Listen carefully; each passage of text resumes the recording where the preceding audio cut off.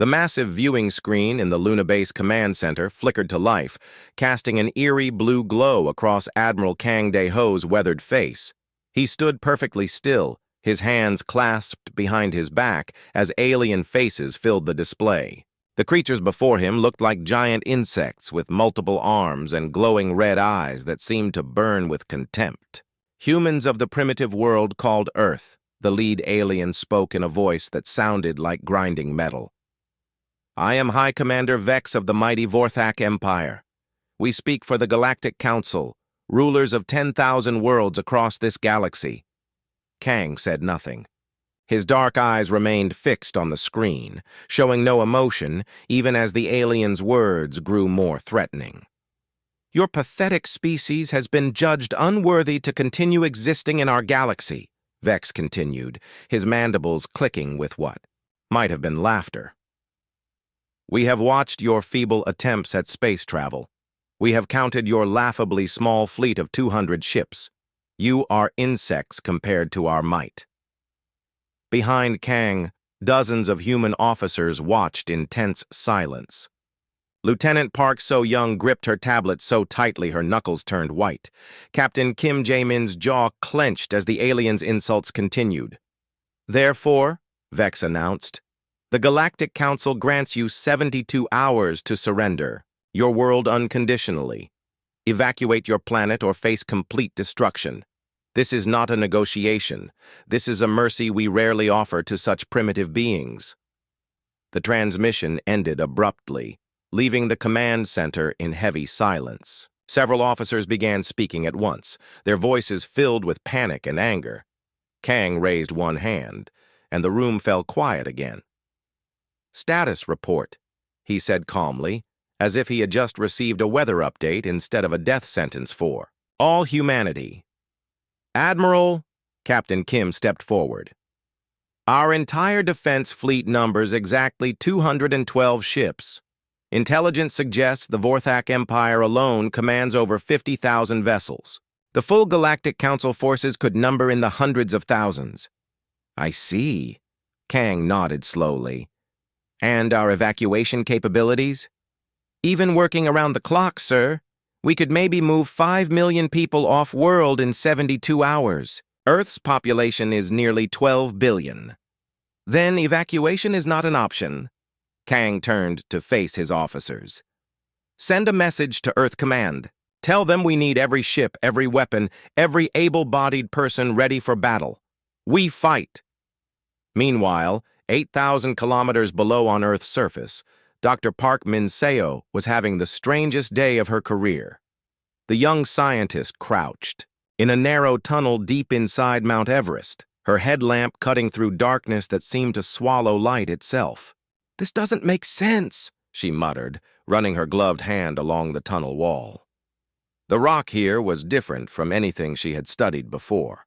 It felt almost warm to the touch, and when she pressed her palm against it, she could swear. She felt a faint vibration, like a heartbeat. Min-seo was a xenoarchaeologist, a scientist who studied the possibility of ancient alien civilizations on Earth. Most people thought her job was a waste of time. After all, if aliens had visited Earth long ago, surely they would have left more obvious signs. But the seismic readings had been too strange to ignore.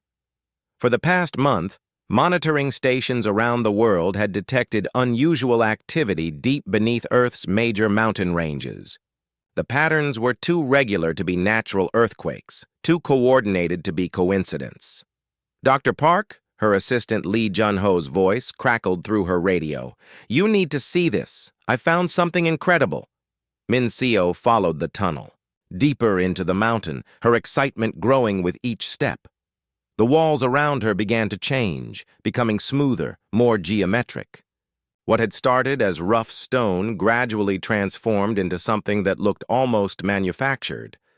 She found Jun-ho standing in a vast underground chamber, his flashlight beam lost in the enormous space above them. Look at this, he whispered, pointing his light at the walls. Min-seo gasped.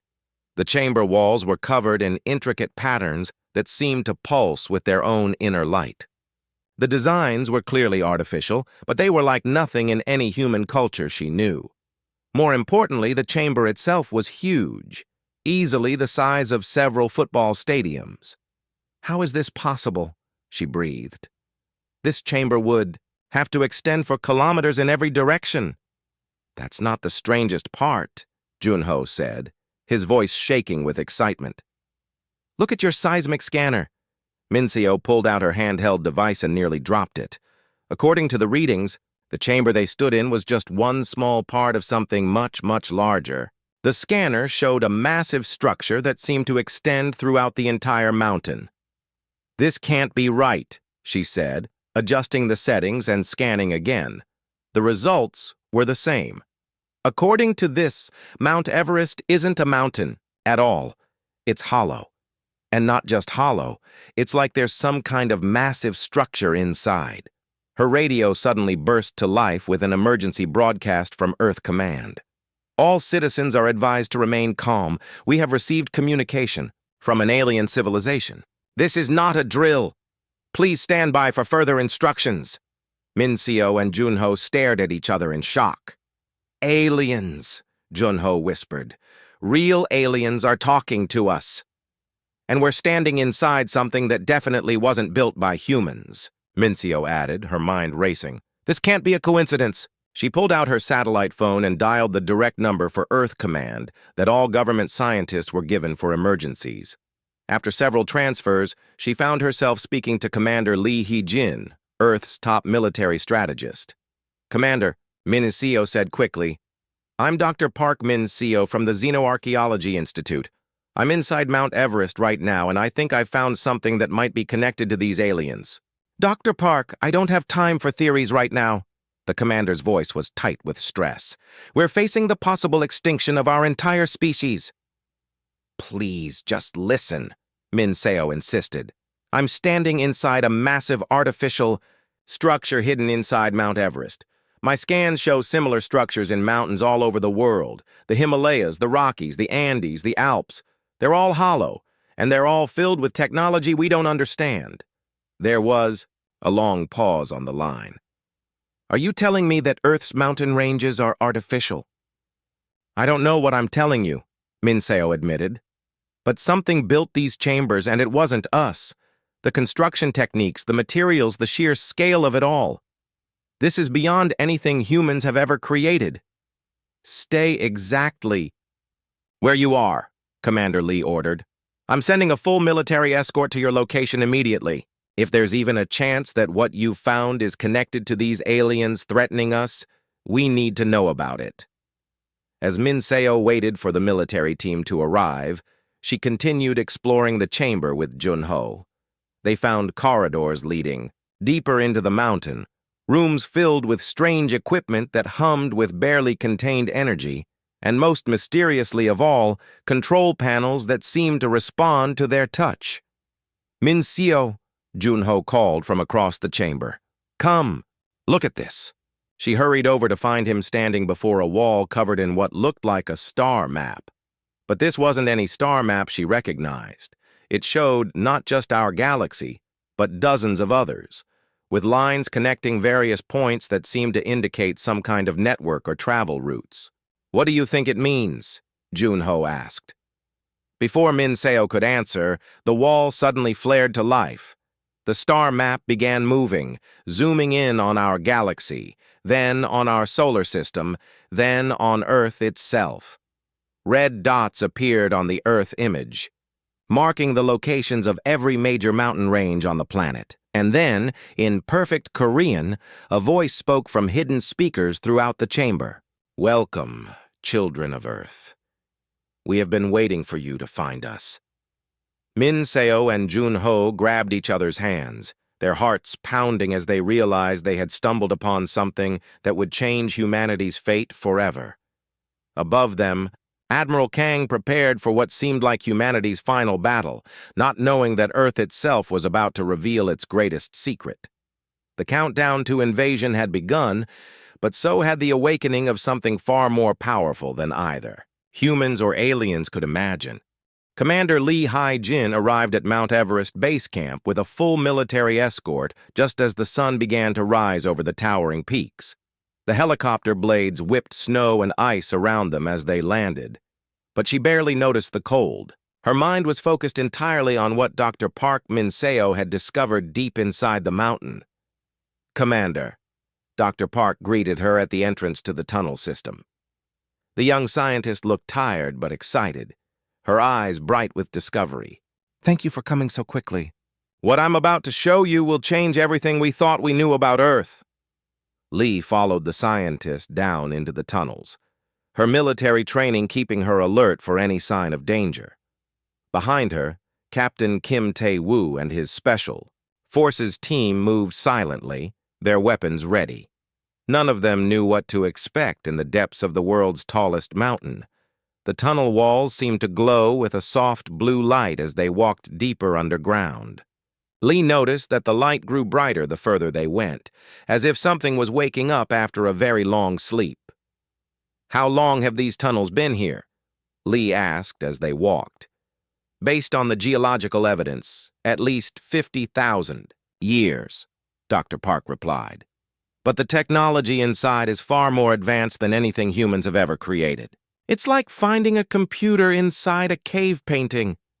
They reached the massive chamber where Dr. Park had made her first discoveries. Lee stopped in amazement at the sheer size of the space. Her military mind immediately began calculating how many people and vehicles could fit inside, how it could be defended, how it could be used as a base of operations. "The voice you heard," Lee said, looking at the glowing star map on the wall. "Has it spoken again?" "Yes," Jun-ho answered excitedly. "It's been talking to us for hours. It says it's been waiting for humans to develop enough to understand what this place really is." As if responding to his words, the chamber filled with that same calm voice, speaking in perfect Korean. "Welcome, Commander Lee Hai-jin of Earth's military forces. I am the guardian of this vessel. I have been waiting a very long time to speak with your people." Lee stepped forward, her hand moving instinctively to her weapon. "What are you? Where are you?" "I am an artificial intelligence created by those you might call the ancients. They built this ship and many others like it. As for where I am, you are standing inside me. This mountain you call Everest is not a mountain at all. It is a starship, one of over 1 million vessels hidden beneath Earth's surface." The words hit Lee like a physical blow.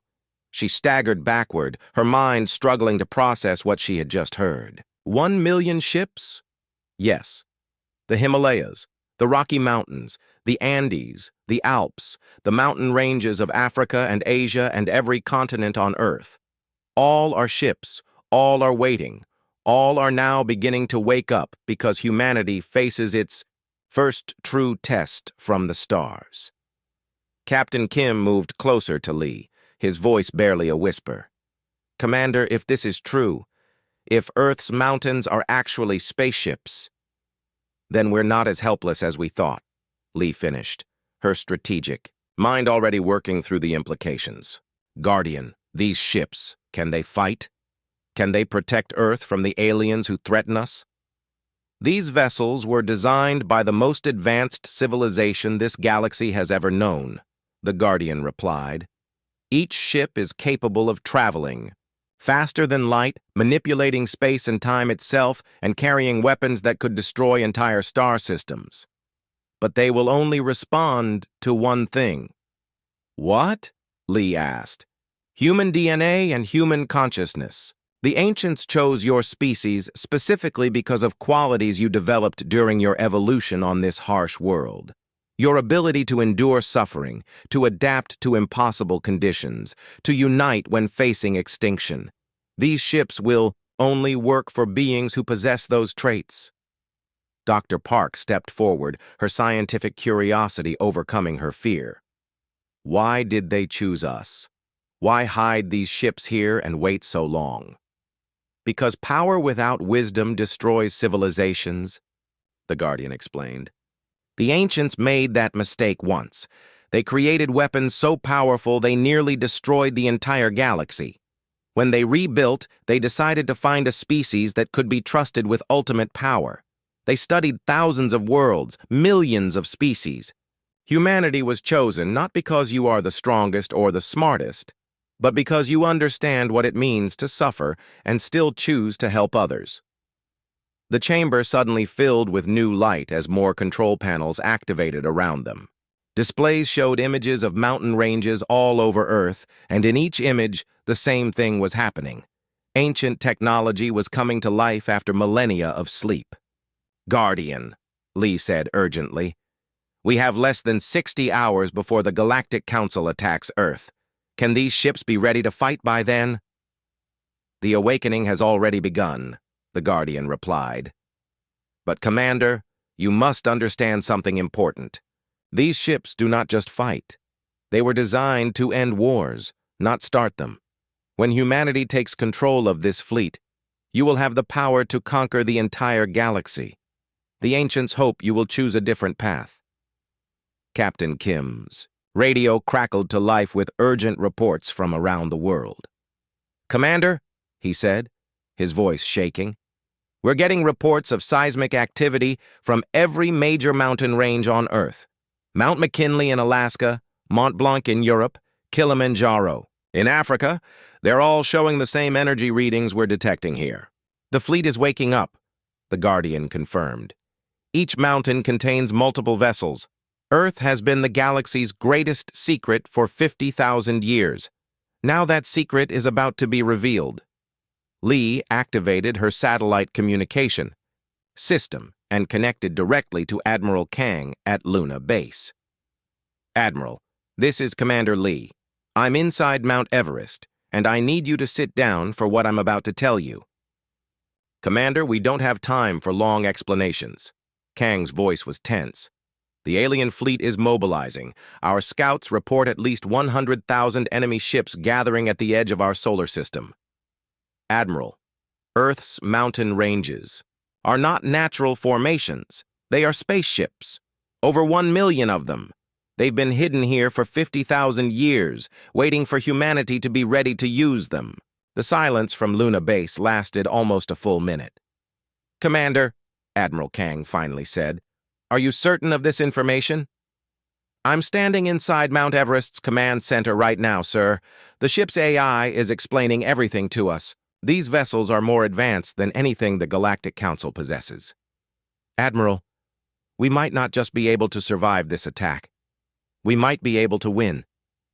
Dr. Park was studying one of the newly activated control panels when she made another discovery. "Commander, look at this. These panels are showing other locations around the galaxy. It looks like there are similar hidden fleets on other worlds, all connected to this network." The Guardian's voice filled the chamber again. "Dr. Park is correct. Earth is not the only world where the ancients left their gifts. There are other species throughout the galaxy who were also chosen, also tested, also given the tools they would need when the time came. You are not alone in this fight." Captain Kim was coordinating with his team when alarms suddenly began sounding throughout the chamber. "What's happening?" he shouted over the noise. "The Galactic Council has sent scouts to Earth," the Guardian announced. "They expect to find a defenseless world preparing for surrender. Instead, they will witness the awakening of the most powerful fleet this galaxy has ever seen." On every screen in the chamber, images appeared showing the surface of Earth from space. The planet looked different now. Where once there had been peaceful mountain ranges, now there were faint energy signatures beginning to glow beneath the surface. "Guardian," Lee asked, "what do we do next?" "You learn to command 1 million ships, Commander. You learn to carry the responsibility that the ancients carried. And most importantly, you decide what kind of species humanity will become when you have the power to reshape the galaxy." The chamber filled with a deep thrumming sound that seemed to come from the mountain itself. Outside, observers around the world would later report that Mount Everest had begun to glow with an inner light that could be seen from hundreds of kilometers away. The awakening had begun. Humanity's greatest test was about to become the galaxy's. greatest surprise. And deep inside every mountain on Earth, ancient weapons designed by a vanished civilization were remembering their purpose and recognizing their new masters. The countdown to invasion continued, but now it was the invaders who should have been afraid.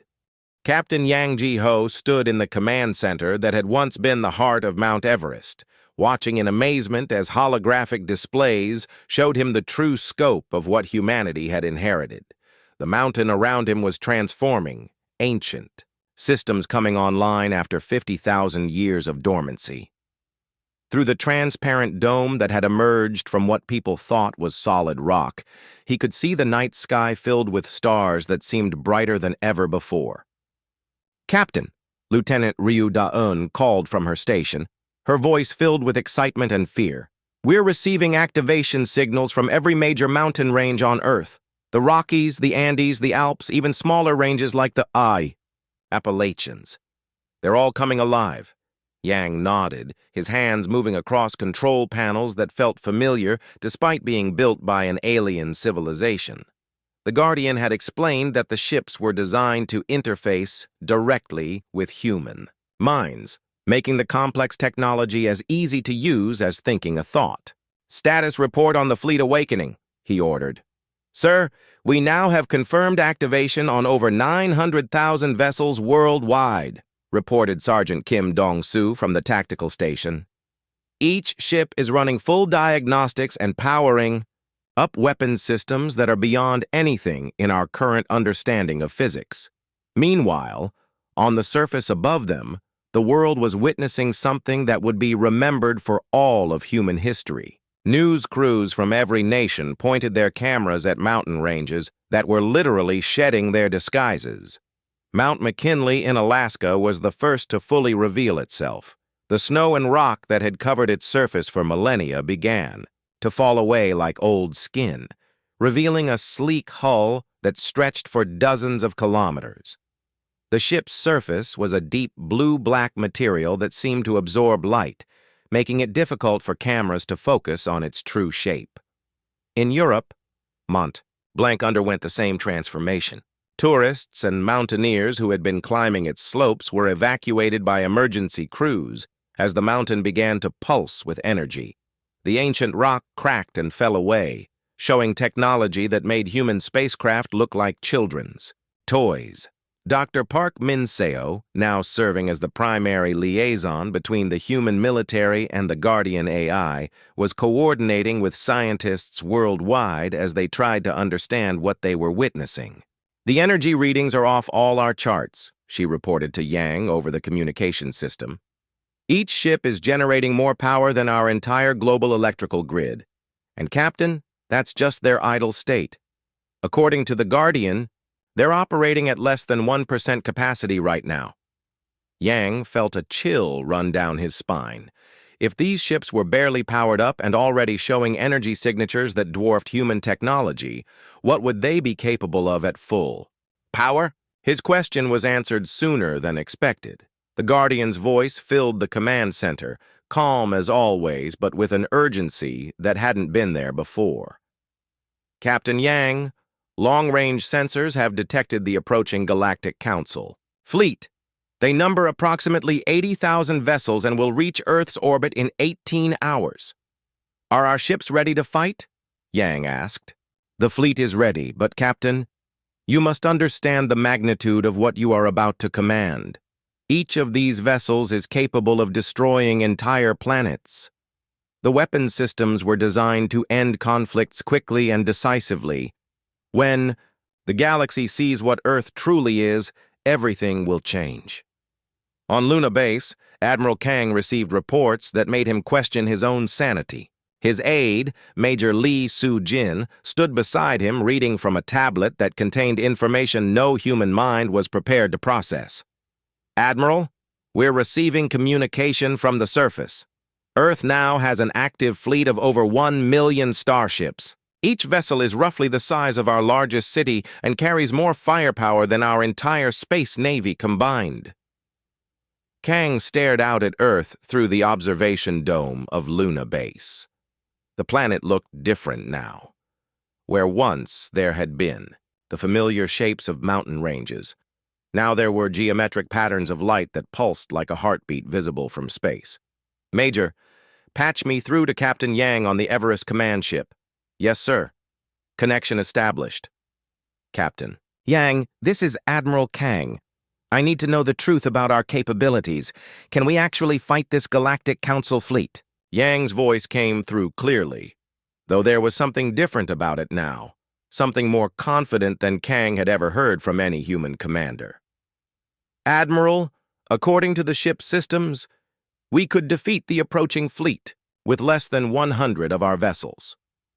The technology gap is not measured in years or decades. It's measured in evolutionary epochs. We don't just have superior numbers. We have superior everything. But the most dramatic transformation was happening in the Himalayas themselves. Mount Everest, the tallest mountain on Earth, was revealing its true form as the flagship of humanity's hidden armada. The rocky peak that climbers had struggled to reach for over a century dissolved away, showing a command spire that stretched impossibly high into the atmosphere. Captain Kim Tae-woo, now serving as Yang's second-in-command, watched the transformation through the ship's sensors. Captain, you need to see this. The ship's hull extends not just above the surface, but deep into the Earth's crust. We're not in a mountain-sized ship. We're in a ship that used the mountain as camouflage. The true scale of the vessel became clear as more of its structure emerged from beneath the Himalayan range. The ship was not just large, it was continent-sized, with weapon ports that could be seen from orbit and engines that extended deep into the planet's mantle. Around the world, similar revelations were taking place. The Andes Mountains were revealed to be a fleet of ships arranged in formation. The Rocky Mountains contained vessels designed for different purposes, some clearly built for exploration, others obviously meant for war. But it was in the Australian outback where Dr. Lim Hae-won made perhaps the most shocking discovery of all. Working with a team of geologists, she had detected the same energy signatures coming from formations that weren't even mountains. The ships aren't just hidden in mountain ranges, she reported to the Global Command Network that had been hastily established. They're everywhere, under deserts, beneath ocean floors, integrated into the continental shelves themselves. Earth isn't just hiding a million ships. Earth is the ships. The implications hit the scientific community like a physical blow. Humanity hadn't evolved on a planet that aliens had visited. They had evolved on a planet that aliens had built specifically to hide the largest fleet in galactic history. High Commander Vex of the Vorthak Empire was reviewing final preparations for the attack on Earth when his ship's sensors detected something impossible.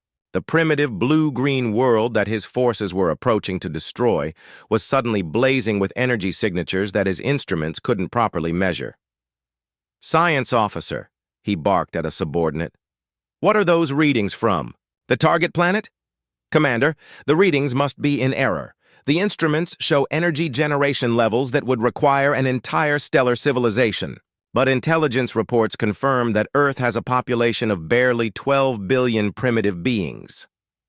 "Recalibrate the sensors," Vex ordered. "Obviously, there's some interference affecting our equipment." The sensors were recalibrated twice, then replaced entirely. The readings remained the same.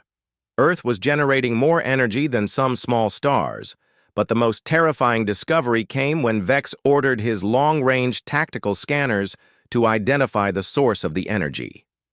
The scanners, designed to detect and classify enemy spacecraft, began displaying results that made the bridge crew of his flagship fall silent with fear. "Commander," the tactical officer whispered, "the scanners are detecting approximately 1,100,000 individual vessels in Earth's vicinity. Each one is registering as a capital ship-class threat." Vex stared at the display showing Earth surrounded by more firepower than the entire Galactic Council had ever assembled in one place. "That's impossible. Our intelligence reports showed only 200 human ships. Sir, according to these readings, those 200 ships we detected were not their fleet. They were their patrol boats. Back on Earth, Captain Yang received a priority message from the Guardian that made him smile for the first time since this crisis had begun. Captain, the Vorthak fleet has detected our presence. They are requesting an emergency council meeting. With their high command, it appears they are reconsidering their invasion plans. What should we tell them? Yang asked. Tell them that Earth accepts their request to discuss terms. But, Captain, make it clear that we will be negotiating from a position of strength they never imagined possible. As Yang composed humanity's response to the beings who had threatened to destroy them, he looked out at the transformed Earth and realized that his species had just moved from the bottom of the galactic power structure to the very top in the span of a single day. The galaxy was about to learn that underestimating humanity had been the greatest mistake in its history. Admiral Kang stood in the newly constructed briefing room aboard the Everest command ship, looking at representatives from every major government on Earth. Prime ministers, presidents, and generals sat around a table that hadn't existed 12 hours ago, created by technology that reshaped matter itself. Ladies and gentlemen, Kang began, his voice carrying the weight of humanity's new reality. We are no longer the species we were yesterday. The question before us is simple. What kind of species do we choose to become? On the main display, Captain Yang showed real-time images of the Galactic Council's emergency session taking place in orbit around Proxima Centauri. The alien leaders who had dismissed humanity as primitive insects were now arguing frantically. Among themselves, their previous confidence replaced by barely controlled panic. The Vorthak Empire has requested an immediate ceasefire and diplomatic talks, Yang reported.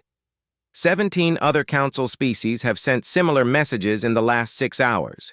They're offering everything from trade agreements to complete submission, Dr. Park Min-seo, now serving as Earth's chief alien technology advisor, pulled up tactical displays that showed the true scope of what had been revealed. According to The Guardian, similar awakenings are happening on 12 other worlds throughout the galaxy. The ancients didn't just choose humanity. They selected multiple species and gave them the same gifts, all timed to activate when galactic civilization reached this point of aggressive expansion. President Chen of the Asian Federation leaned forward. Dr. Park, are you telling us that there are other planets with fleets like ours? Not exactly like ours, she replied. Each species was given technology suited to their particular strengths.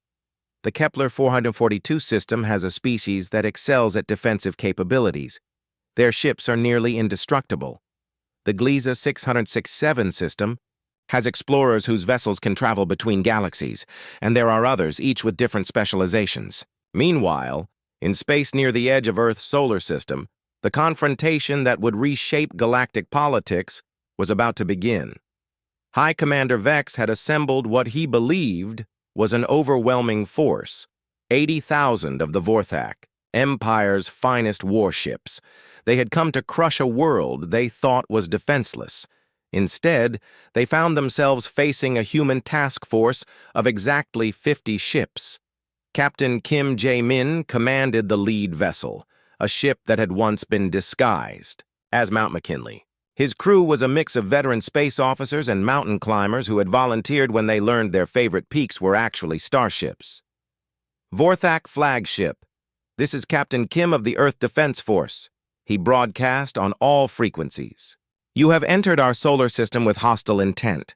You have exactly one opportunity to withdraw peacefully. Vex's reply came crackling with contempt and disbelief. Human insect, you face the might of 80,000 ships with your pathetic 50 vessels. Surrender now and we will make your deaths quick. Negative, Kim replied calmly. You have chosen poorly.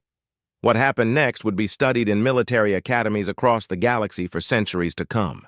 The human ships didn't charge forward into battle like the aggressive species the Council knew.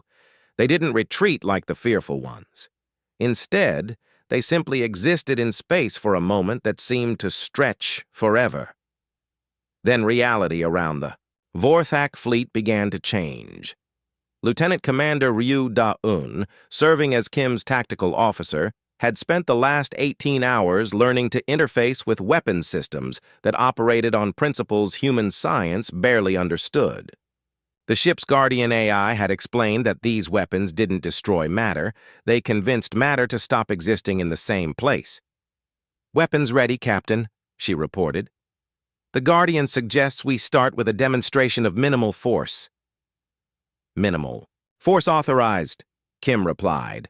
A single beam of energy, invisible to normal sensors, reached out from Kim's ship toward the center of the Vorthak formation. It touched one enemy battleship for less than a second. The battleship didn't explode. It didn't burn. It simply wasn't there anymore.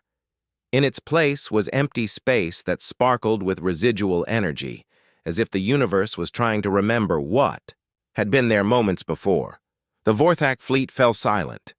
80,000 ships, each carrying crews of hundreds, all staring at the space where one of their most powerful vessels had just ceased to exist. "Vorthak fleet," Captain Kim broadcast. "That was our smallest weapon operating at its lowest setting. You now have 10 seconds to begin withdrawal from our system, or we will demonstrate what happens when we stop being polite." The response was immediate. Vex's personal flagship fired every weapon it possessed at Kim's ship. Energy beams that could melt asteroids, missiles that could crack moons, particle weapons that had conquered 1,000 worlds, all focused on a single human vessel. The weapons struck Kim's ship and simply stopped existing, absorbed by defensive systems that treated the attack like a gentle rain. "I'm sorry you chose that option," Kim said sadly. "Ryu, please remove the 47 ships that just fired on us." 17 seconds later, there were 47 fewer ships in the Vorthak fleet. They hadn't been destroyed in the conventional sense. The space around them had been convinced that they belonged somewhere else, somewhere that wasn't connected to this reality. High Commander Vex found himself in command of what remained of his invasion force, watching human ships that treated his most powerful weapons like annoying insects. His tactical officer was weeping at his station, staring at readings that showed energy signatures beyond anything in their science. "All ships," Vex broadcast to his fleet, his voice cracking with fear. "Immediate withdrawal. Maximum speed. Do not engage the human vessels under any circumstances." But Captain Kim wasn't finished with his demonstration. "Vorthak fleet, before you leave our system, there's something you need to see."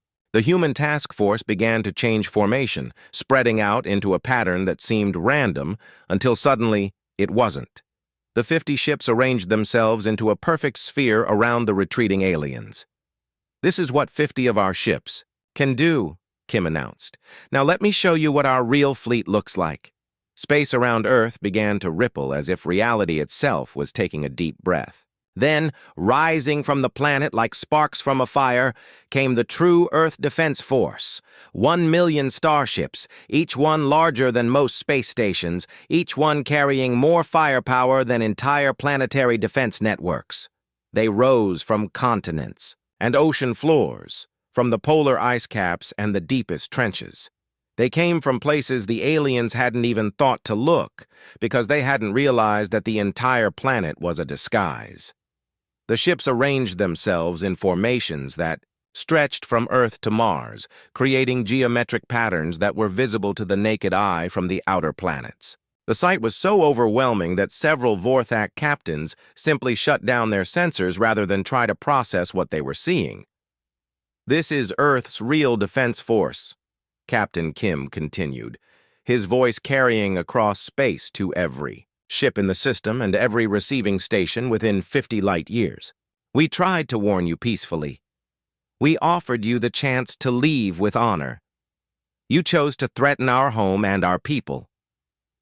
Back on Earth, in the command center that had once been Mount Everest's peak, Admiral Kang was receiving reports from across the galaxy. The display of human power hadn't gone unnoticed by other civilizations. "Admiral," Major Lee Soo-jin reported, "we're receiving surrender offers from 43 different species. The Andromedans are offering to serve as our vassals. The Rigel Consortium wants to discuss immediate trade agreements. And, sir, the Galactic Council has voted to dissolve itself and asked if we would be willing to mediate the formation of a new governing body. Captain Yang, monitoring communications from the Guardian AI, looked up from his console with an expression of amazement. Admiral, the Guardian is telling me that this was always the plan. The ancients knew that galactic civilization would eventually reach a point where it became too aggressive, too focused on conquest and domination. They planted these fleets as a reset button. A reset button? Yes, sir. When species like ours proved we could handle ultimate power responsibly, we were supposed to use it to guide the galaxy toward a more peaceful path. The ancients didn't want us to conquer anyone. They wanted us to teach everyone that there was a better way. Dr. Park Min-seo, who had been quietly studying the historical records the Guardian had shared, suddenly looked up with tears in her eyes. The ancients didn't disappear, she said softly. They evolved beyond the need for physical existence, but before they left, they made sure that younger species wouldn't make the same mistakes they did. They gave us the tools to protect the innocent and stop the aggressors. Admiral Kang stood silently for a moment, looking out at the transformed Earth through the command center's transparent dome. His home planet was now revealed as the most powerful military force in galactic history, and somehow that made him feel not proud, but deeply responsible. "Send a message to the Galactic Council," he finally said. "Tell them that Earth accepts their request for mediation. Tell them that we're willing to help build something better than what came before. And tell them that we hope we never have to demonstrate our full capabilities again." The galaxy had learned in a single. 3 months after the failed invasion, the galaxy looked completely different. Ambassador Park Sung-ho walked through the corridors of the newly constructed Galactic Peace Station, a massive facility built in neutral space where the old Galactic Council headquarters once stood. The station itself was a marvel of cooperation, built using human technology but designed by representatives from over 200 different species. "Ambassador," his aide, Lieutenant Choi Soo-bin, reported as they walked, "the morning briefings include surrender requests from 12 more star systems, humanitarian aid requests from 47 worlds, and formal apologies from the entire Vorthak Empire." Park nodded thoughtfully. The transformation of galactic politics had happened faster than anyone expected. Species that had ruled through fear and intimidation for thousands of years had immediately surrendered the moment they learned about Earth's true nature. The proud Vorthak Empire, which had controlled 10,000 worlds through military might, had formally dissolved itself and asked to become a protectorate under human guidance. "What's the status on the refugee situation?" Park asked. "Growing every day, sir. We now have over 2 billion beings from various species who have fled to human-controlled systems seeking protection from their own governments. Captain Nam Yeon-soo reports that the processing centers are overwhelmed, but everyone is being housed and fed. This was perhaps the most unexpected consequence of humanity's revelation. Word had spread quickly that the humans who possessed ultimate military power were using it to protect the weak rather than conquer the strong. Oppressed populations throughout the galaxy began fleeing to human space, confident they would find safety rather than slavery. Dr. Lim Hai-wan had been tasked with one of the most important jobs in human history, studying the final messages left by the ancients. Working in a research facility built inside what had once been Mount McKinley, she and her team were slowly translating records that spanned millions of years of galactic history. "The more I read," she explained to Captain Yang during their weekly briefing, "the more I understand why they chose us. The ancients made every mistake it's possible to make with advanced technology. They conquered, they enslaved, they tried to rule through fear. It nearly destroyed them and everyone else. Yang sat across from her in the research center's main lab, surrounded by holographic displays showing star charts that dated back to the galaxy's youth. What changed their minds? Suffering, Lim replied simply. They went through a period they called the Great Humbling, where their own creations turned against them.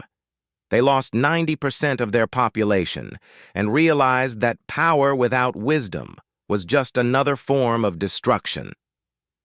When they rebuilt their civilization, they decided their purpose was to make sure younger species didn't repeat their mistakes. And they chose species like humanity because we understand suffering. Not just that, Lim said, pulling up a display that showed Earth's evolutionary history. They chose species that had learned to survive through cooperation rather than domination. Humanity's greatest strength isn't our technology or our intelligence. It's our ability to unite when facing impossible odds and our instinct to protect those weaker than ourselves. Meanwhile, in the Vorthak home system, an extraordinary scene was playing out. Commander Shin Bo-Ra, leading humanity's first diplomatic mission to a former enemy, stood before the dissolved Vorthak High Council as they formally requested human guidance in rebuilding their civilization. "Honored humans," the former High Commander Vex said, his voice carrying none of its previous arrogance. "For 3,000 years, the Vorthak Empire ruled through strength and fear. We believed that might made right, that the strong should dominate the weak. In a single day, you showed us the ultimate expression of that philosophy." "And?" Shin asked gently. "And you chose not to use it," Vex continued, his compound eyes showing what might have been tears. "You had the power to destroy us all, to take everything we had built, to enslave our entire species. Instead, you offered us protection, aid, and the chance to build something better." The former Vorthak territories were indeed being transformed. Human engineering teams, working alongside willing alien volunteers, were dismantling weapons factories and building schools, hospitals, and research centers. Worlds that had been strip-mined to feed the Empire's war machine were being restored to their natural beauty. But perhaps the most dramatic changes were happening in the galaxy's understanding of power itself. Captain Kim Jae-min, now serving as commander of the Seoul Defense Fleet, regularly received visits from alien military leaders who wanted to understand how humans approached warfare. "The secret," he explained to a group of former Vorthak officers, "is that we don't want to fight. Every human weapon system is designed with one goal: to end conflicts as quickly as possible with minimum loss of life." The aliens struggled to understand this concept. For millennia, galactic warfare had been about conquest, about taking resources and territory from others. The idea that the most powerful military force in history was designed primarily for protection rather than conquest was revolutionary. "But how do you maintain order without conquest?" asked General Thex, the former Vorthak military commander. "Through example," Kim replied.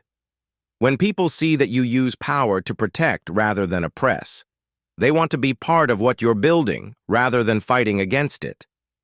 This philosophy was being tested every day as more species requested to join the new Galactic Federation that was forming under human guidance. Unlike the old council, which had been dominated by the strongest military powers, the new Federation gave equal representation to all species regardless of their technological level or military strength. Dr. Park Min-seo, now serving as the Federation's chief science advisor, was working on perhaps the most ambitious project in galactic history. Using ancient technology, human and alien scientists were cooperating to heal worlds that had been damaged by centuries of warfare and exploitation. "The environmental restoration project for the Kepler system is ahead of schedule," she reported, during the weekly Federation meeting. "The Ancients' terraforming technology is even more advanced than we initially thought. We should be able to restore the planet's atmosphere within 6 months, rather than the predicted 2 years. But the most important work was happening in education. Commander Oh Min-jun, the youngest captain in the human fleet, was leading efforts to establish academies throughout the galaxy where young beings from all species could learn together. The ancients were very clear about this, he explained to his mixed human and alien crew as they traveled to establish a new academy in the former Rigel Consortium territory. Peace doesn't come from having bigger weapons than everyone else. It comes from making sure everyone understands that cooperation serves everyone better than competition. His ship, originally disguised as a peak in the Rocky Mountains, now carried students, teachers, medical supplies, and terraforming equipment to worlds throughout the galaxy. The same vessels that could have conquered star systems were instead being used to build libraries and hospitals. The transformation wasn't without challenges. Some species, particularly those that had built their entire cultures around military conquest, struggled to adapt to the new reality. There were isolated incidents of rebellion, usually quickly stopped by the simple reminder of what Earth's fleet was capable of. But more often, the challenges came from an unexpected source. Other species wanted to surrender too completely. The Andromedans had offered to become humanity's slaves. The Rigel Consortium had tried to give humans ownership of their entire territory. The former council species seemed unable to understand that humans didn't want to rule them. "We keep getting the same request," Admiral Kang explained during a video conference with Earth's government leaders. "Everyone wants to know who the new galactic emperor will be. They can't seem to grasp that we don't want an empire." President Chen nodded from her office in Beijing. "How do we make them understand that we're serious about cooperation?" "Time," Kang replied, "and consistency. Eventually, they'll realize that we mean what we say about building something better together." The proof of human intentions was becoming visible throughout the galaxy. Trade routes that had been controlled by military force were now protected by joint fleets with crews from dozens of species. Planets that had been strip-mined were being restored using techniques that benefited everyone. Scientific knowledge that had been hoarded by the powerful was being shared freely. But perhaps the most powerful symbol of the new galaxy was the memorial fleet. Captain Yang had proposed that a portion of Earth's ships be permanently dedicated to protecting refugee populations and disaster relief. These vessels, painted white with symbols representing every known species, traveled throughout the galaxy providing aid wherever it was needed. "The ancients left us these ships for a reason," Yang had argued when proposing the memorial fleet. "Not to conquer, but to serve. Every time someone sees one of our relief ships helping disaster victims or protecting refugees, they remember that power can be used for good." As Ambassador Park concluded his daily meetings at the Peace Station, he received a message that would have been impossible to imagine 6 months earlier. It was from a newly Discover.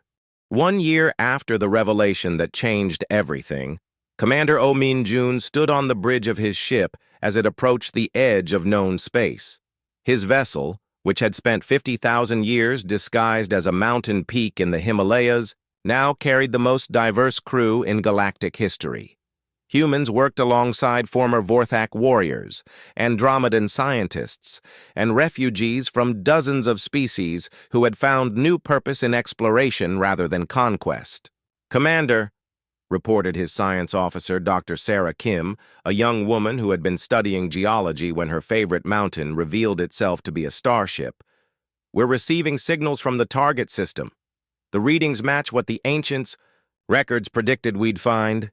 Min-jun nodded, looking out at stars that no known civilization had ever reached. The galaxy had been mapped and explored for millennia, but the ancients' records contained references to other galaxies, other civilizations that might be facing the same challenges that his own galaxy had overcome. "Signal composition analysis?" he asked. "Definitely artificial," replied Lieutenant Pak Dong-hyun, his communications officer.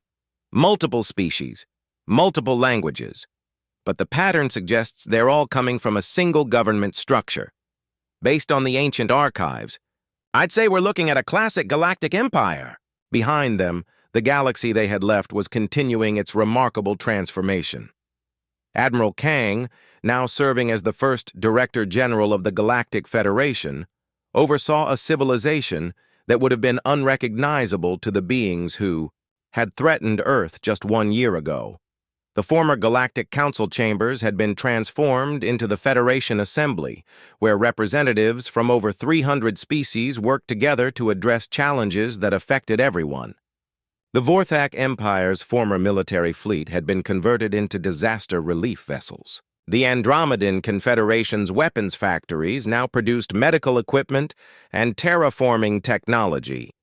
The quarterly progress report looks remarkable, Admiral Kang told his staff during their morning briefing. Galactic GDP has increased by 40% due to cooperative trade agreements. We've restored atmospheres on 67 previously uninhabitable worlds. And perhaps most importantly, we haven't had a single interstellar conflict in 8 months.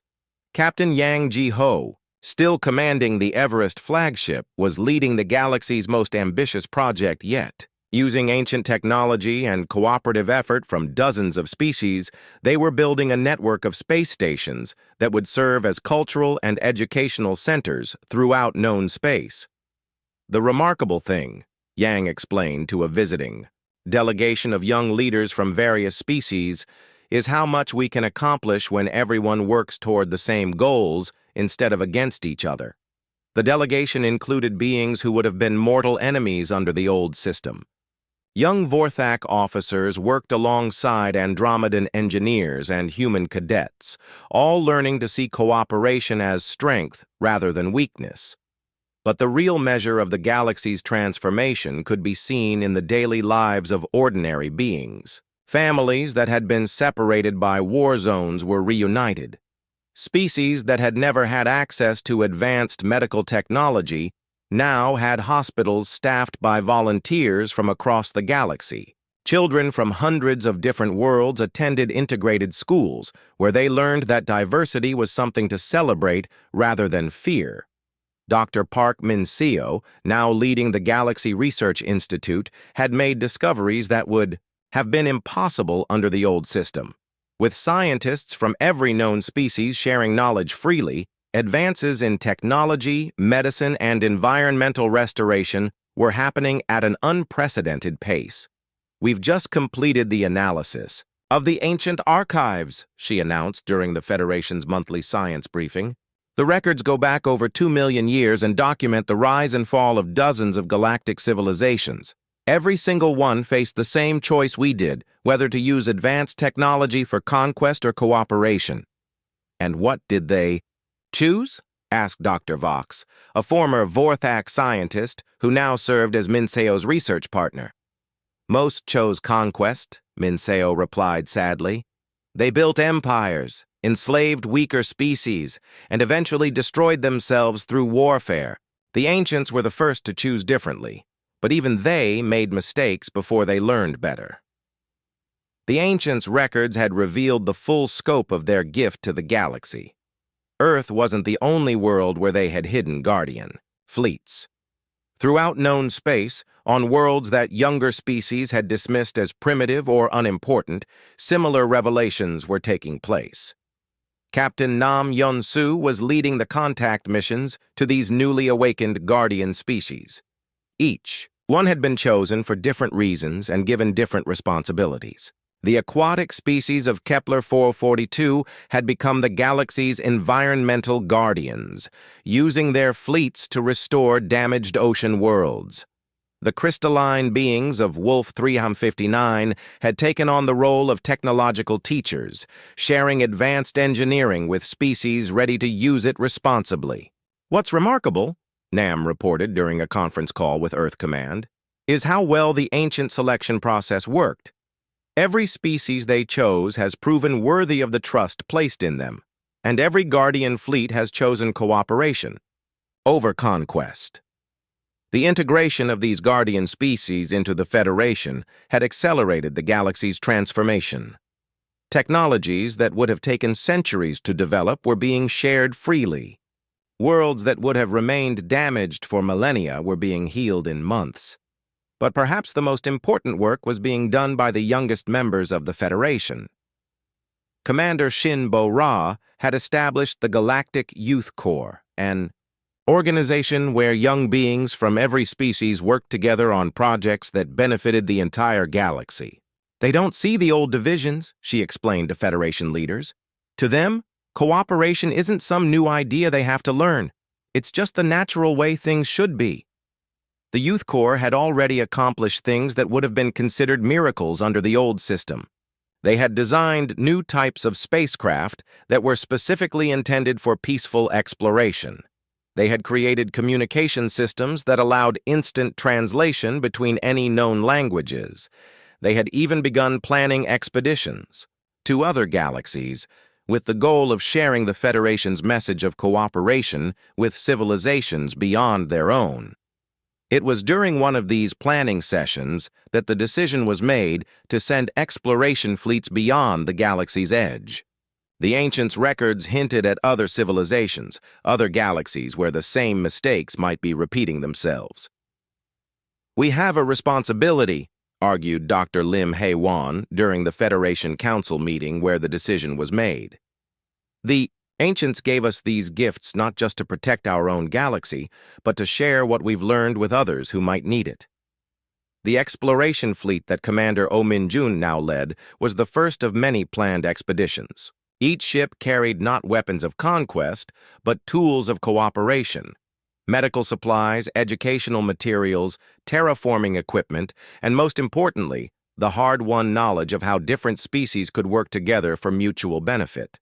As Min-jun's ship entered the new galaxy's outer regions, his crew prepared for first contact with civilizations that might be facing the same challenges their own galaxy had overcome. The signals they had detected suggested a typical galactic empire structure, with powerful species dominating weaker ones through military force. "Commander," reported Lieutenant Commander Lee Hye-jin, his tactical officer, "we're detecting conflict. Signatures throughout this galaxy. It looks like they're in the middle of several major wars." "Then we've arrived at exactly the right time," Min-jun replied. "Signal the rest of the fleet. We're going to show them that there's a better way." Back in their home galaxy, the transformation continued. The memorial fleet that Captain Yang had proposed now numbered in the thousands, with ships from every guardian species working together to provide aid wherever it was needed. The white-painted vessels had become symbols of hope throughout known space. Admiral Kang received regular reports of their activities. Refugee camps being transformed into permanent settlements. Disaster zones being rebuilt stronger than before. Entire species that had been on the verge of extinction being given new chances at survival. "The most amazing thing," Kang told his wife during one of their evening walks through the gardens that now covered much of the former Luna base, "is how natural it all feels now. A year ago, the idea of hundreds of species working together seemed impossible. Now it seems like the only reasonable way to live." The gardens themselves were a symbol of the new galaxy. Plants from hundreds of worlds grew together in harmonious combinations that created beauty no single species could have achieved alone. Children from dozens of different species played together among flowers that bloomed in colors their parents had never imagined. As Commander Oh Min-jun prepared to make first contact with the new galaxy's dominant empire, he carried with him not just the advanced technology of the Ancients, but something even more valuable. He carried the knowledge that cooperation was not weakness, but the ultimate expression of strength. His crew, representing dozens of species that had once been enemies, stood ready to share.